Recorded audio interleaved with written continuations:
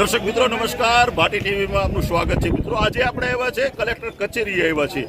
આજે મિત્રો મહેન્દ્રનગરથી તે કલેક્ટર કચેરી સુધીની ખેડૂતોની આજે રેલી, વિશાળ રેલી નહીં પણ આજે રેલો નીકળ્યો છે. પાર્ટ 3 આજે ચાલુ થયો છે અને ખેડૂતો આજે હજારોની સંખ્યામાં કલેક્ટર કચેરીએ આવ્યા છે અને કલેક્ટરશ્રીને આજે આવેદનપત્ર આપ્યું છે અને એની જે માંગણીઓ છે એ માંગણીઓ પણ રજૂ કરી છે. એટલે હવે આ માંગણીઓ કેટલી રજૂ થાય છે અને કેવી રીતે થાય છે એ પણ હું તમને બતાવવાનો છું. અને આજે રેલી નહીં, હું ભાટી ટીવીના માધ્યમથી તમને રેલો બતાવવાનો છું. જોજો તમે આજે.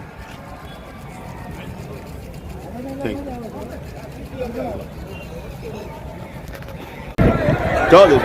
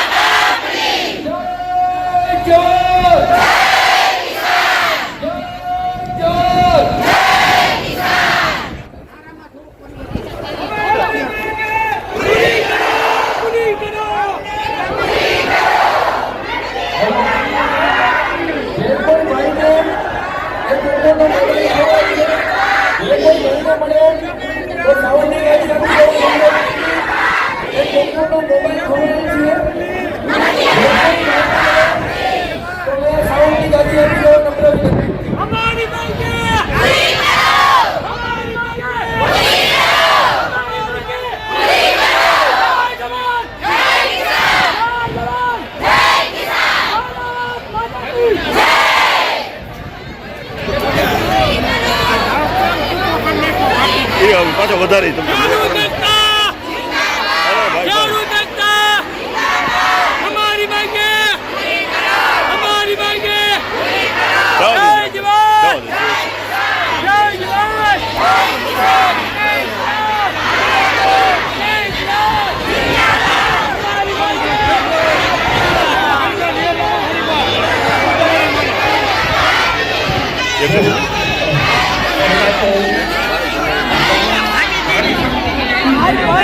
પધાર્યા છો એ બદલ આપ સૌને હું અહીંથી વંદન કરું છું. ફતેપરના સરપંચ તરીકે અહીંથી વંદનીય છે નારી શક્તિને, અને તાળીઓના ગડગડાટથી વધાવજો કે આપણે સાંજે ઘરે નથી જતા ને તો બધાને ખબર જ છે, એમાં મારે કાંઈ વધુ કહેવાની જરૂર નથી. પણ ખરેખર ઘણી મોટી સંખ્યામાં નારી શક્તિ આવી છે, એને હું વંદન કરું છું. અને પહેલી જગ્યા એમને મળવી જોઈએ. હું આવું વિચારું છું કે પહેલી જગ્યા નારી શક્તિને મળવી જોઈએ અહીંથી બેસવા માટે. અને આટલું બધું કહેવું ન પડે ખેડૂત ભાઈઓને. આપણે તડકા બેઠેલા, આપણે ખેડૂત ભાઈઓ આપણે તડકામાં બેઠેલા છીએ, તો આ તો ઓફિસ છે, તો આ તો છાંયો છે, આ કુદરતની દયા છે. આજે વાદળછાયું વાતાવરણ છે.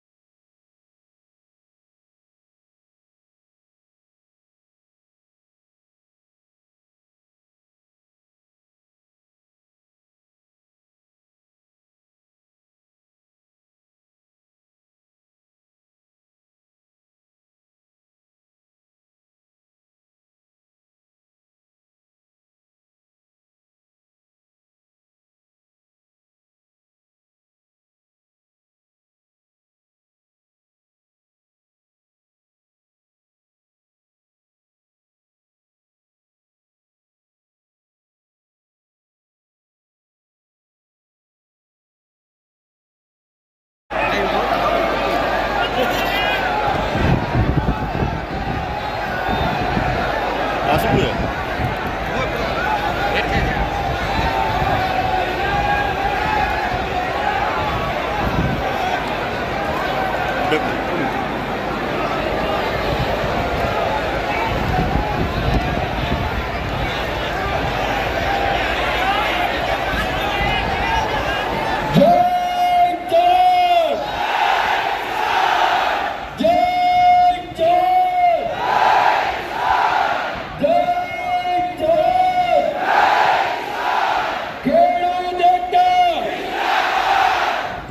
બધા પોતપોતાનું સ્થાન લઈ લ્યો, નીચે બેસી જાઓ. એક પણ વ્યક્તિ ઊભો ના હોવો જોઈએ.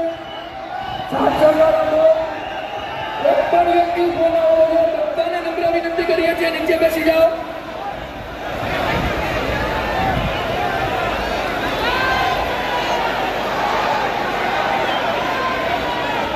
બધાને બે હાથમાં નમ્ર વિનંતી કરીએ છીએ કે નીચે બેસી જાઓ. કોઈએ ઊભું રહેવાનું નથી. બધાને બે હાથ જોડી નમ્ર વિનંતી કરીએ છીએ. જવા દે જવા દે.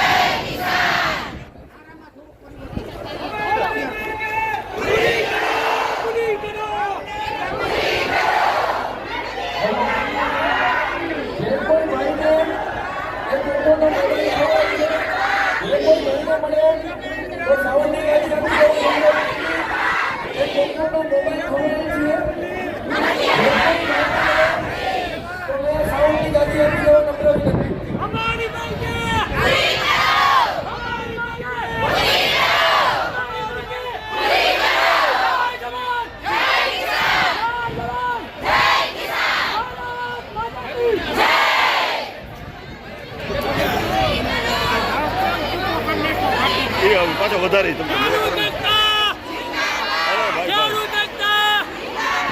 हमारी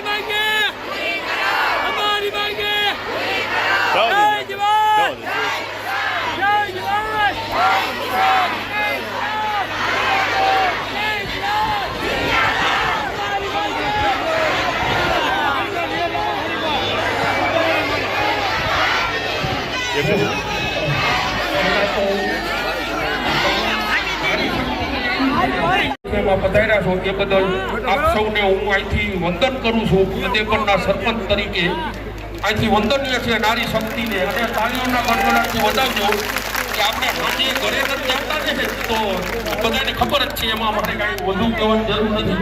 પણ ખરેખર ઘણી મોટી સંખ્યામાં નારી શક્તિ આવી છે, એને હું વંદન કરું છું. અને પહેલી જગ્યા એમને મળવી જોઈએ. હું આવું વિચારું છું કે પહેલી જગ્યા નારી શક્તિને મળવી જોઈએ અહીંથી બેસવા માટે. અને આટલું બધું કહેવું ન પડે ખેડૂત ભાઈઓને. આપણે તડકા બેઠેલા છે, આપણે ખેડૂત ભાઈઓ છીએ, આપણે તડકામાં બેઠેલા છીએ, તો આ તો ઓફિસ છે, તો આ તો છાંયો છે, આ કુદરતની દયા છે. આજે વાદળછાયું વાતાવરણ છે.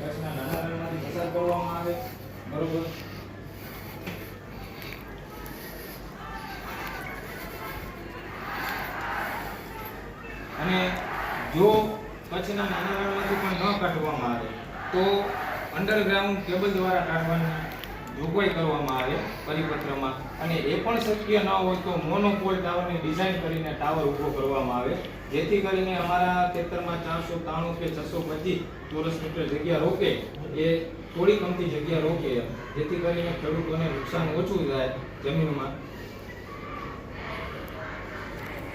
અને ટ્રાન્સમિશન કંપની અમારા ખેતરમાં સાંભળો કે ટાવર જે કંઈ હોય તો એ ટ્રાન્સમિશન મિલકત છે, તો એની જાળવણી કરવાનું કંપનીનું કામ છે.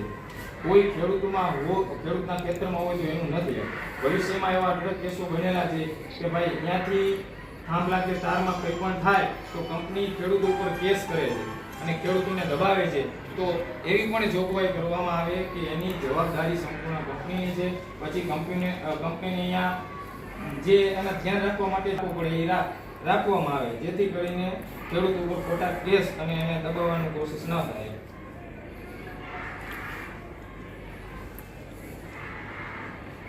અને જે આ વળતર ચૂકવવા પાત્ર છે એ ટેક્સ ફ્રી હોવું જોઈએ એવી પણ ખેડૂતોની માંગણી છે. જે ઓએનજીસીમાં ભાડાની સિસ્ટમ હતી, અહીંયા જીએસટી અમુક વખત લાગેલો પછી ખેડૂતની રજૂઆત થતા અહીંયાથી બંધ કરેલો છે, તો એમાં પણ ટેક્સ કે જીએસટી ન લાગે એ પણ જોગવાઈ અંદર કરવામાં આવે. અને બીજું કે કંપની આમાં પરિપત્રમાં એવી જોગવાઈ છે કે કલેક્ટર સાહેબ કંપનીને એડવાન્સ વળતર ચૂકવવાની શરતે હુકમ કરી શકે. એની જગ્યાએ ખેડૂતોની એવી માંગણી છે સાહેબ કે કંપની વળતર ચૂકવો એડવાન્સ પેમેન્ટ કરીને સ્લીપ કલેક્ટર સાહેબને જમા કરાવે, પછી જ કલેક્ટર સાહેબ આગળનું 16 લેટરનું પ્રોસિડિંગ ચાલુ કરે છે. તે પહેલા ન કરે, કારણ કે તમે જો કંપનીને ચૂકવવાની શરતે હુકમ કરી આપો એટલે તરત કંપનીવાળા ખેડૂતના ખેતરમાં કામ કરવા આવે છે. અને ખેડૂત નાનો બિચારો બાબડો છે એટલે એ પ્રશાસનને અને કંપની સામે પહોંચી ન શકે એટલે દબાવીને કંપની કામ કરે, તો આ અઢળક કેસો ધ્યાનમાં આવેલા છે.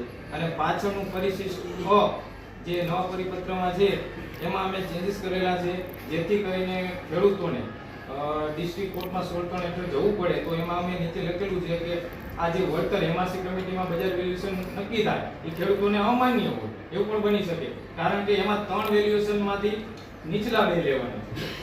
તો એમાં ખેડૂતોનું કદાચ વેલ્યુઅર આવે ઊંચો ભાવ કરશે તો એ ધ્યાન જ નથી લેવાનું થતું.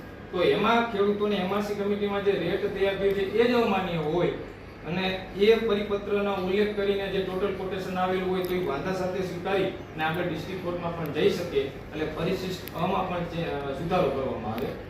આ માગણી છે. એની સાથે 365 ગામના ગ્રામ પંચાયતના લેટર પેડ ઉપર આ પરિપત્ર અમાન્ય છે એ રીતનું સરપંચ નિર્દેશિકા સાથેના લેટર પેડ છે. અને બીજા પણ અઢળક હજી આવશે. અત્યારે 365 હું આવેલો છું. એટલે આ અમારું આખું આવેદન પત્ર અને અમારી માંગણી બંને આમાં સાથે છે. હા થોડોક આપણે ઓલી બાજુ બીજો ને બધું હા પટીભાઈ છે પાછળ રહ્યો. હા હા રેડી હા રેડી છે આજે ખેડૂતોએ રેલી કાઢીને આવેદન આપ્યું છે. શું વાત છે કે તમે શું આપવું પડેલું હતું? જેતપુરના જે ખેડૂતો છે એમની વિવિધ માંગણીઓને ધ્યાને લઈને સરકારશ્રી દ્વારા ખૂબ જ સંવેદનશીલતા રાખીને વિસ્તૃત પરિપત્ર કરવામાં આવ્યું છે, જેમાં વિવિધ માંગણીઓ જે છે એનો સમાવેશ થઈ ગયેલો છે. ખેડૂતોની માંગણી મુજબ માર્કેટ યાર્ડ કમિટીની રચના કરવામાં આવી છે, જેમાં ખેડૂતના પ્રતિનિધિને પણ રાખવામાં આવ્યા છે. સાથે સાથ જે ભાવ છે એમાં પણ વધારો કરીને 200% અને ગ્રામ્ય વિસ્તાર માટે 30%ની જોગવાઈ કરવામાં આવેલી છે અને ખૂબ જ વિસ્તૃત પરિપત્ર આ બાબતે જાહેર કરવામાં આવ્યું છે. છતાં આજે અમુક ખેડૂતો દ્વારા અહીંયા આવીને વિવિધ અન્ય માંગણીઓ બાબતે રજૂઆત કરવામાં આવી છે, જે અમે સરકારશ્રીને પૂછતા કરશું. પણ સાથે સાથ આપના વતી મને તમામ ખેડૂતોને પણ મારી વિનંતી છે કે સરકારશ્રીનો પરિપત્ર છે એ ખૂબ જ સારું અને ખેડૂતોના હિતમાં છે. એમાં માર્કેટ યાર્ડ કમિટી માટે ટૂંક જ સમયમાં અમે કાર્યવાહી ચાલુ કરવા જઈ રહ્યા છીએ, જેમાં ખેડૂતના પ્રતિનિધિઓનું પણ અત્યારે અમે ચયન પ્રક્રિયા કરી રહ્યા છીએ. તો એમાં તમામ ખેડૂત મિત્રો પોતાના પ્રતિનિધિની ઝડપથી નિમણૂક કરે, જેથી આગળ એમને જે પરિપત્ર પ્રમાણે વધારાનું વળતર છે એ મળી શકે. જે લાઇનમાં વળતરની ચૂકવણી મહદઅંશે થયેલી છે અને બાકી છે હજુ કામ, એમાં પણ વધારાનું વળતર ટૂંક જ સમયમાં ચૂકવવામાં આવશે. જેથી તમામ ખેડૂતોને પણ મારો આગ્રહ અને વિનંતી છે કે આપ લોકો આવો અને માર્કેટ યાર્ડ કમિટીનો ભાગ બનો, જેથી આપણે વધારાનું વળતરની ચૂકવણી થઈ શકે. બાળકોએ જે અસ્વીકાર કર્યો છે પરિપત્રનો, આગળ કામગીરી કેવી રીતે ચાલુ કરવામાં આવશે કે શું? જે મેં આપને કહ્યું કે માર્કેટ યાર્ડ કમિટીની રચના કરવામાં આવેલી છે, જેમાં 3 લોકો છે, જેમાં સરકારશ્રી અર્થાત અમારું જે વેલ્યુઅર છે એ રહેશે, જે ટ્રાન્સમિશન કંપની છે એમના એક વેલ્યુઅર રહેશે અને જે ખેડૂત મિત્રો છે એમના તરફથી જે પ્રતિનિધિ છે એ જે પણ વેલ્યુઅરની નિમણૂક કરે એ 3 લોકો હશે. 3 દ્વારા ભાવો ગામમાં જઈને ખરેખર જે ભાવ છે ડીએમડીસીની જેમ નહીં, પરંતુ જે એકચ્યુઅલ ભાવ છે એની ચકાસણી કરવામાં આવશે અને એ 3 જ્યારે એમઆરસીમાં રજૂ થશે તો સરકારશ્રીના જીઆર પ્રમાણે પછી એમાંથી યોગ્ય ભાવ નક્કી કરીને આગળની કાર્યવાહી કરવામાં આવશે. બેના જો કોઈ વેલ્યુ જે છે નક્કી નથી કરતા તો આગળ કેવી રીતે કાર્યવાહી ખેડૂતો? એમાં સરકારશ્રીના જીઆર પ્રમાણે 3 વેલ્યુઅર જે છે એ આવશ્યક છે અને 3 વેલ્યુઅરના ભાવ બંધ કવરમાં આવ્યા બાદ આગળની કાર્યવાહી પરિપત્ર પ્રમાણે કરવામાં આવશે. જ્યાં સુધી વેલ્યુ નહીં આવે ત્યાં સુધી કાર્યવાહી નહીં થાય કેવી રીતે? એમાં કાર્યવાહી તો આગળ કરવામાં આવશે જ અને જે સરકારશ્રીના વેલ્યુઅર છે, જે કંપનીના વેલ્યુઅર છે અને ખેડૂતોનું પણ અમને પૂરો વિશ્વાસ છે કે એ સાથે રહીને વેલ્યુઅરની નિમણૂક એમના દ્વારા પણ કરવામાં આવશે. સાહેબ આ જે કામગીરી છે સ્તર ઉપર જે થાંભલા નાખવાની એ આ માર્કેટ કમિટી બેસી જાય પછી ચાલુ કરવાનું છે ત્યાં સુધી? હા, એમાં જે સરકારશ્રીનું જીઆર છે એ પ્રમાણે માર્કેટ યાર્ડ કમિટીમાં જે ભાવ છે એ નક્કી થયા બાદ 100% અપફ્રન્ટ પેમેન્ટ કર્યા બાદ જ કાર્યવાહી કરવાની રહે છે. જેથી ગયા અઠવાડિયામાં અમે તમામ ટ્રાન્સમિશન કંપનીઓ સાથે પણ બેઠક કરી હતી અને એમને પણ એમના જે વેલ્યુઅર છે એમની નિમણૂક કરવા માટે સૂચના આપી હતી. એમની વેલ્યુઅરની નિમણૂક થાય, સરકારશ્રીના વેલ્યુઅરની નિમણૂક થાય અને ખેડૂતોના વેલ્યુઅરની નિમણૂક થાય, ભાવ નક્કી થાય, 100% પેમેન્ટ ખેડૂતોને ક્રેડિટ થાય, એના પછી જ કામગીરી કરવાની રહેશે. એ સૂચના બહુ સ્પષ્ટપણે અમે જે તમામ ટ્રાન્સમિશન કંપનીઓ છે એમને પણ આપી છે. સર, આ જે સમિતિની નિમણૂક થવાની છે એમાં ખેડૂતોની એક વાંધો એ છે કે કમિટીમાં એક ખેડૂતના પ્રતિનિધિ હશે, એક સરકારના હશે અને એક કંપનીના હશે. એના ઉપરાંત કલેક્ટર બીજા 2 પ્રતિનિધિ ધારે તો મૂકી શકે છે. તો એમણે એક વાંધો તે ઉઠાવ્યો છે કે કંપનીના પ્રતિનિધિ શા માટે હોવા જોઈએ, અને બીજું કે જો કલેક્ટર પણ 2 પ્રતિનિધિ મૂકે અને સરકાર અને કંપની ના હોય તો બહુમતી તો એ કમિટીમાં ખેડૂત સિવાયના વર્ગની થશે. તો એટલે અમારો મુદ્દો સાચો હોય તો પણ સાચો નહીં ઠરે એવી એમની રજૂઆત છે. નહીં, આ કમિટીમાં જે નિર્ણય છે એ બહુમતીના આધારે થવાનું નથી. સરકારશ્રી ખૂબ જ વિસ્તૃત એમાં ગાઈડલાઈન આપેલી છે કે કેવી રીતે ભાવ લેવામાં આવશે, બંધ કવરમાં લેવામાં આવશે. એ ભાવોમાંથી 3 કવર પૈકી 2 કવરનું સિલેક્શન કરવામાં આવશે. એ 2 કવર જે સિલેક્ટ થશે એમાં પણ જે ભાવમાં અંતર છે એ જોવામાં આવશે. 20%થી વધુ ભાવમાં અંતર હોય તો કેવી રીતે કાર્યવાહી થશે, 20%થી ઓછું હોય કેવી રીતે થશે, એ તમામ વિગતો પરિપત્રમાં બહુ ડિટેલમાં આપવામાં આવેલી છે. જેનો અર્થ છે કે આમાં જે સમિતિની કમ્પોઝિશન છે એનાથી બહુ ફેર પડવાનું નથી. જે 3 ભાવ સબમિટ કરવામાં આવશે એના આધારે કાર્યવાહી કરવામાં આવશે. Thank you. Okay, thank you. Thank you.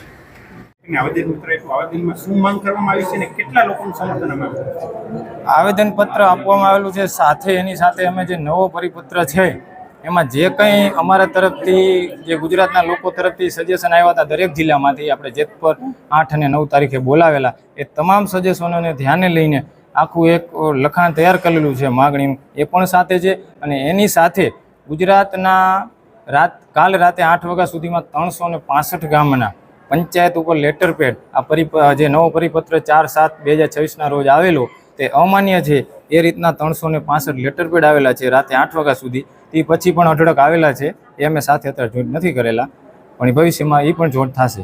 અને મુખ્ય માગણીમાં અમારે જે ટાવરના જે નવા પરિપત્રમાં બજાર કિંમતના 200% છે, અહીંયા અમારે 400ની માગણી છે. અને કોરિડોર માટે ગામ્ય હોય, નગરપાલિકા હોય કે મહાનગરપાલિકા હોય, ત્રણેયમાં જો ત્રણેય લોકો ટેક્સ સમાન ભરતા હોય, જીએસટી સમાન ભરતા હોય તો ત્રણેયની બજાર કિંમત તો અલગ અલગ જવાની છે.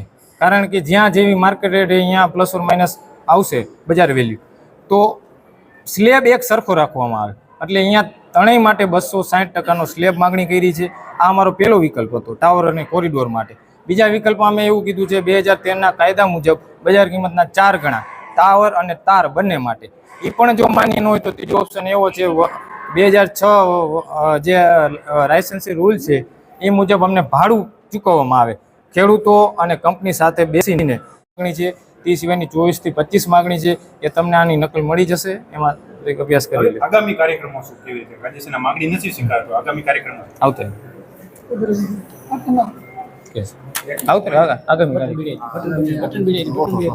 માગણી છે. તે સિવાયની 24 થી 25 માગણી છે એ તમને આની નકલ મળી જશે. એમાં એક અભ્યાસ કરી લે. આગામી કાર્યક્રમો શું કેવી રીતે રાજ્યના માગણી નથી સ્વીકારતો આગામી કાર્યક્રમો આવતે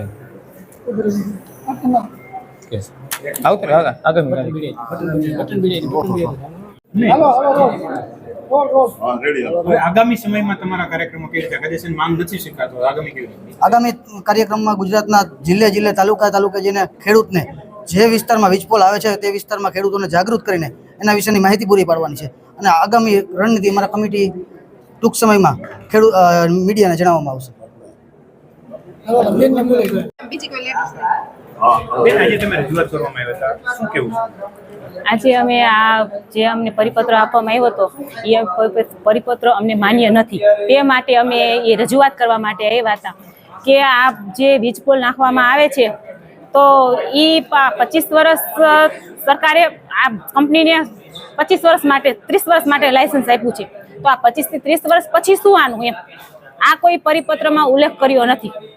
તો અમારે આ વરી આંદોલન પાછું ફરીવાર આના જ કરવાનું કે 25 વર્ષ પછી વીજ પોલ કે તાર આવે છે એને ઉખાડી નાખવામાં આવશે કે 25 વર્ષ પછી ખેડૂતોને જે વળતર આપવામાં આવે છે એ ફરીવાર વળી પાછું વળતર આપવામાં આવશે એમ.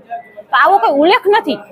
તો તમે જોઈ રહ્યા છો કે આ બધા નગરપાલિકામાં અને ગ્રામ્ય વિસ્તારમાં ભાવ અલગ અલગ હોય. અમે ટેક્સ તો બધા સરખા જ ભરી છે ને, શહેરોવાળા એટલા ટેક્સ ભરે છે, ભાવ હોય અલગ, પણ તો અમારી જમીનની વેલ્યુ નીચી શા માટે? આ બધા શહેરી વિસ્તારોમાં ભાવ વધારે હોય તો અમારા જમીનના ભાવ પણ અમે માન્ય નથી રાખતા કે અમને આ નીચા ભાવમાં આપે. અને એક મુદ્દો એ છે કે જે અમે આ ખેડૂત માટે લડત માટે ઉભા રહીએ છીએ તો એને ધમકાવવા શા માટે આવે છે? તમે જોઈ રહ્યા છો અત્યારે બધાને રેડ પાડવામાં આવે છે, બધાના આગલા બધા ફાઇલો ખોલવામાં આવે છે. શા માટે? ખેડૂતોની મદદ કરે એ માટે? કેમ આ સત્યાગ્રહનું અમારું ચાલે છે તો અમને શાંતિથી લડવા દો, અમારી શાંતિથી અમને અમારી હક આપો. અમે અહીંયા કોઈ એવો કોઈ ઉગ્ર નથી મચાવતા. તો મહેરબાની કરીને જે આ લોકોને ધમકાવે છે અને એ એક બસ બંધ કરો. જે ખેડૂતોને સાથ નથી આપી શકતા તો કાંઈ નહીં, પણ જે આપે છે એને શા માટે રોકો છો?